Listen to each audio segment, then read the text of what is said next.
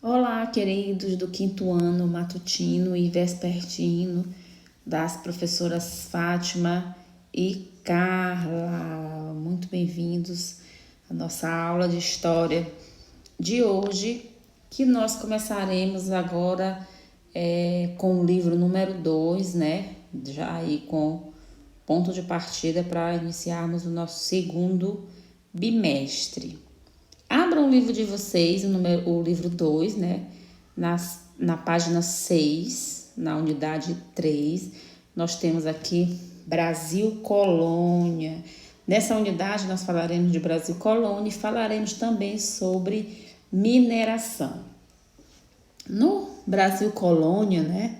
Vocês se lembram que lá em 1500, quando os portugueses chegaram aqui no Brasil, eles já se depararam com os índios e com muitas coisas que interessavam a eles, inclusive o pau-brasil. Então, vamos ver a nossa imagem de abertura, né, sobre o que a gente observa, né, que imagens a gente pode observar aqui. Nós temos a imagem de uma cidade, né, cidade essa, quais as características, né, que você vê como são essas construções, são construções modernas ou são construções mais antigas.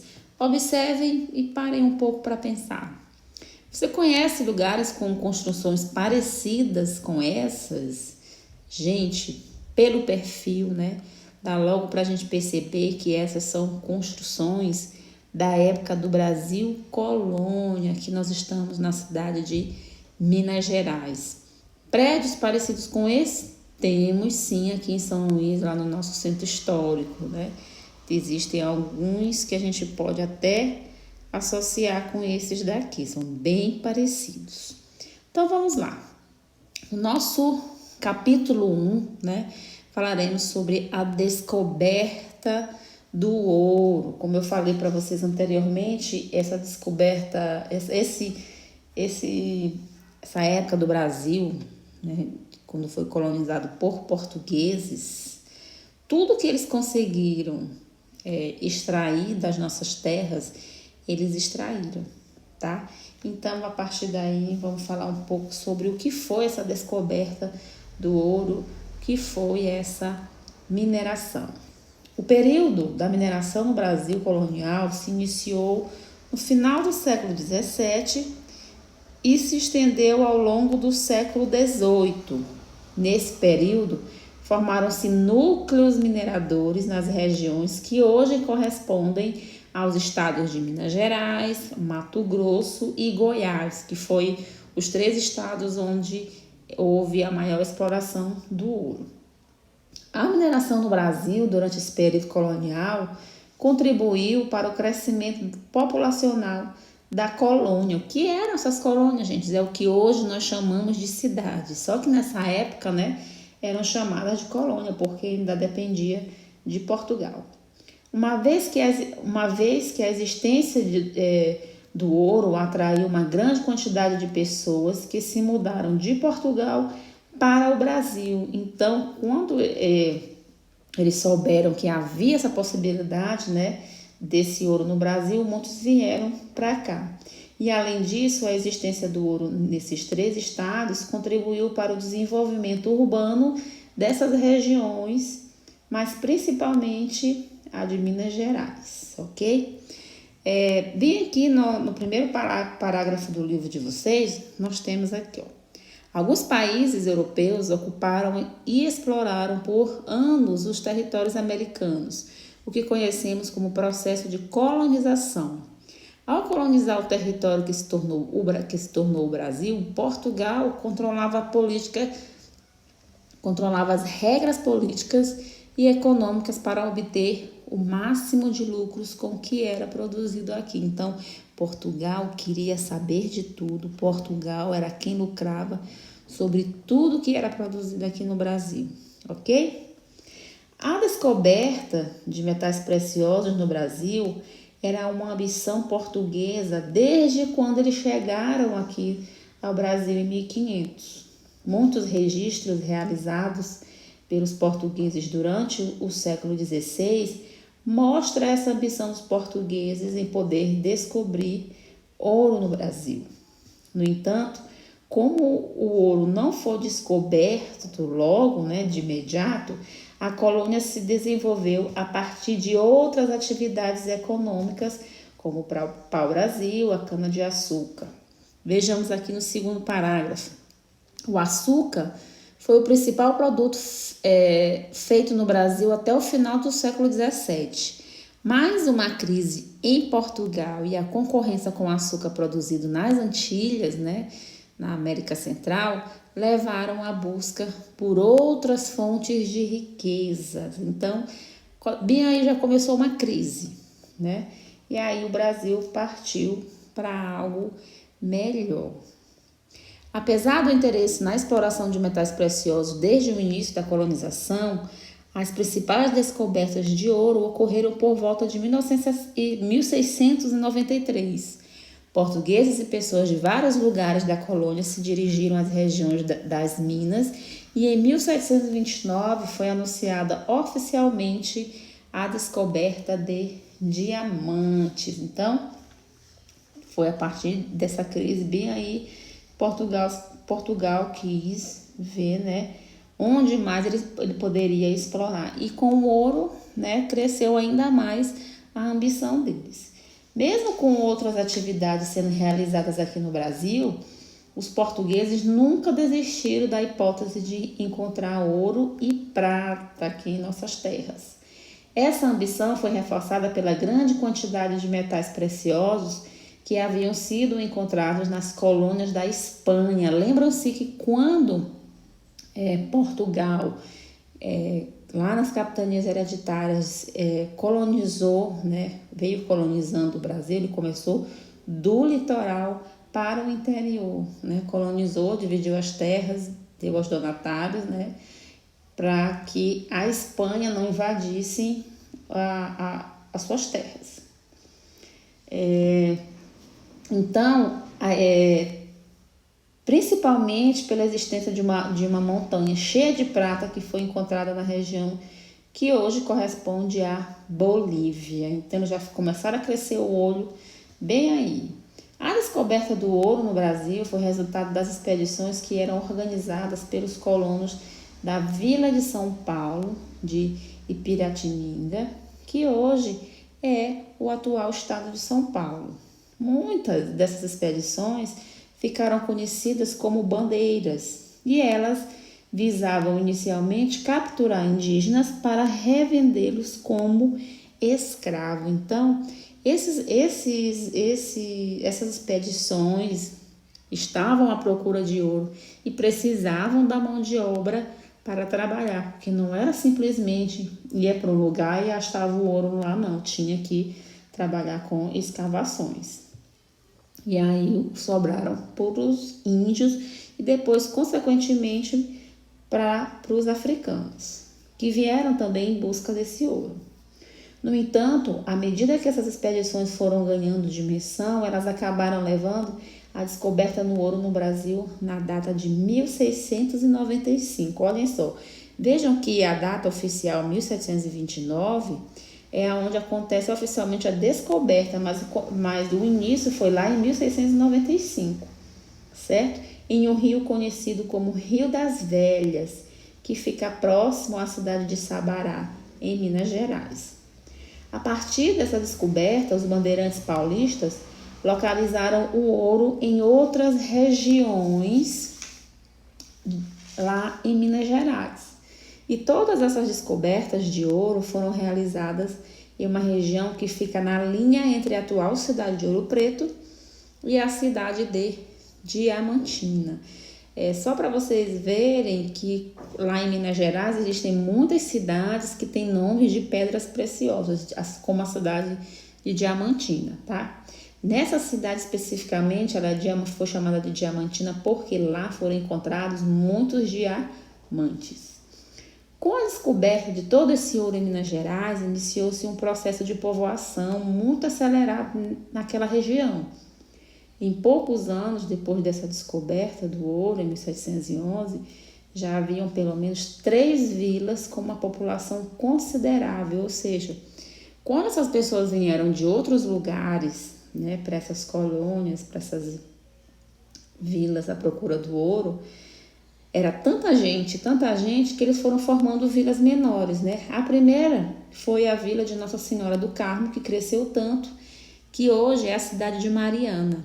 Ah, mas Mariana é justo, isso mesmo, aquela cidade de Minas Gerais onde sofreu todo aquele desastre lá ambiental por conta de uma empresa. A segunda foi a cidade de Vila Rica, hoje a atual Ouro Preto.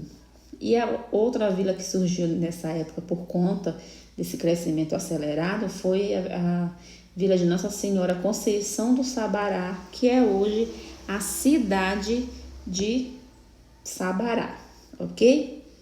A povoação desenfreada dessas regiões onde a mineração acontecia deu início a uma série de conflitos entre paulistas e colonos de outras regiões. Então, vinham as pessoas, né, das outras cidades, né, mas os colonos que já eram moradores existentes dessas colônias, e aí eles começaram, né, a guerrear, porque onde tem ouro, onde tem dinheiro, sempre dá confusão. Então, aí, esses paulistas, perdendo a briga para esses colonos que já eram de lá, né, foram à procura de outros lugares para explorarem. E aí, em 1722, descobriram ouro na região onde fica hoje a cidade de Cuiabá, no Mato Grosso. E, em 1727, também descobriram ouro na cidade de Goiás. Gente, é muita coisa, né? Além dos conflitos mencionados, a corrida do ouro para essas regiões de Minas Gerais também geraram uma crise de falta de alimentos. Pois é, nessas minas aí, nessa região de Minas Gerais, onde eles extraíam o ouro, eles até tinham como comprar os alimentos, mas não tinha quem vendesse. Então, foi bem aí que apareceram os tropeiros. O que eram os tropeiros? Eram as pessoas que traziam as mercadorias, né, em cima de burros, né, de mulas, e vendiam a preços muito altos. Então a pessoa tinha o ouro, mas não queria dar seu ouro todinho só em troca de um alimento, né? Eles achavam que isso era muito absurdo. E em todo lugar, como até hoje, tem sempre um espertinho. Então, a partir daí, muita gente morreu, né? Porque morreu de fome, não tinha como fazer isso. Quem não trabalhava nas minas não tinha condição de comprar seu próprio alimento. Então, de 1697 a 1701 e até meados de 1713, aconteceram a crise de fome gravíssima, onde diversos colonos morreram por conta da escassez e também dos altos preços praticados pelos vendedores de alimentos. É o que eu acabei de falar para vocês sobre os tropeiros. Essa falta de alimentos só foi resolvida após a criação de uma estrada que ligava a cidade do Rio de Janeiro, que era a capital da colônia nessa época, para as regiões mineradoras de Minas Gerais.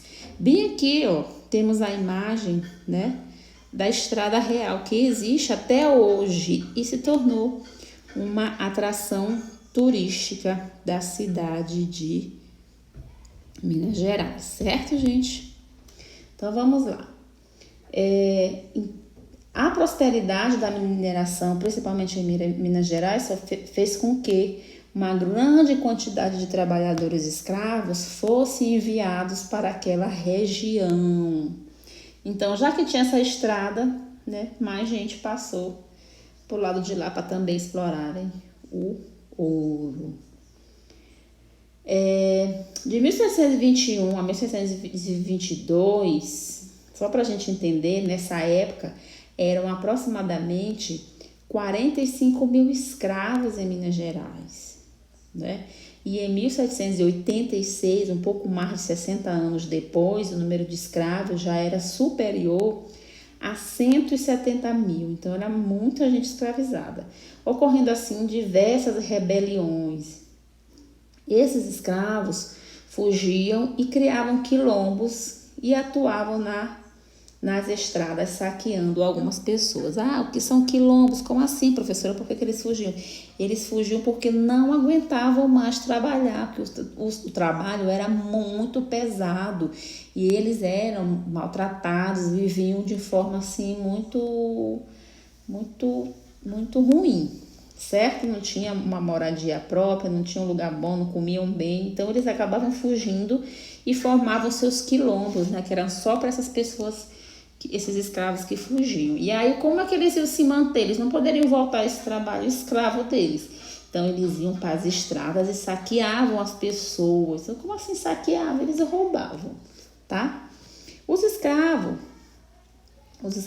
foram muito importantes para a extração do ouro nessa região, principalmente quando o ouro de aluvião, que é esse ouro de aluvião, aquele ouro retirado do fundo do leito dos rios, né?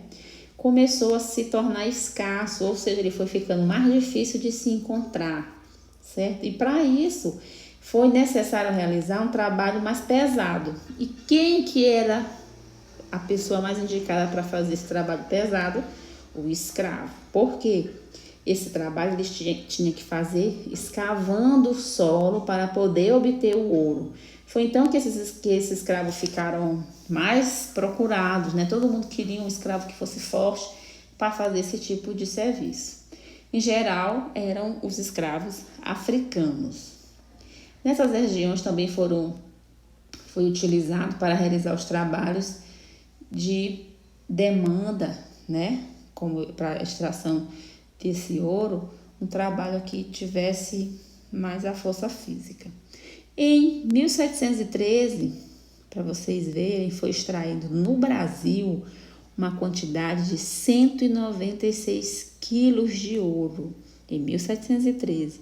Em 1741, não é tanto tempo assim, foram extraídas 11 toneladas e meia de ouro. Imagine, pensem, crianças, 11 toneladas e meia de ouro. Então, isso tudo aconteceu lá em Minas Gerais, Mato Grosso, Goiás. Então, essa mineração, essa descoberta do ouro, só nos faz ter certeza, né, que foi uma atividade naquela época altamente lucrativa. Correto? Então, vamos aqui. Agora, vocês vão fazer a atividade, tá bom? Das páginas. Se qualquer dúvida, vocês assistam novamente a aula, ok? E qualquer coisa, entre em contato comigo, professora Fátima, ou então com a professora Carla, ok? Um abraço a todos, estamos com saudades. Beijo!